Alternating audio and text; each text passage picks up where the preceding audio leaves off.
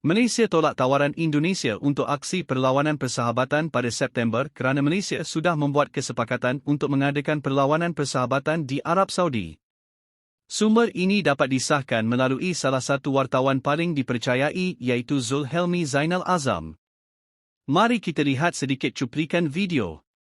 Jadi saya rasa ada mungkin satu dia yang kena dia fly betul. tu. Mungkin satu ujian sebenarnya bertemu dengan pasukan-pasukan Arab nanti. Oh, okey. Oh, Laos. Oh, kita terus pergi Saudi ni. Mungkinlah. Persoalannya sekarang, kenapa tolak menentang Indonesia? Kerana berkemungkinan besar skuad Harimau Malaya akan menentang sama ada Arab Saudi, Qatar, UAE, Iraq mahupun Uzbekistan yang baru sahaja layak kali pertama ke Piala Dunia 2026. Kenapa lebih memilih negara Timur Tengah? Alasan utama ialah untuk mendapatkan lebih banyak pendedahan kepada skuad Harimau Malaya. Ini kerana jurang ranking dan gaya bermain mereka yang lebih moden menjadikan ia salah satu sebab utama. Kedua, ia akan memudahkan pemain yang bermain di luar negara seperti Holgado, Machua, Figueiredo, Irazabal, Garces untuk sertai kem berpusat.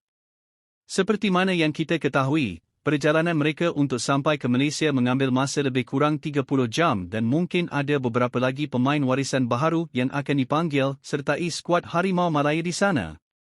Sama-sama kita nantikan pengumuman rasmi dari Malaysia National Team.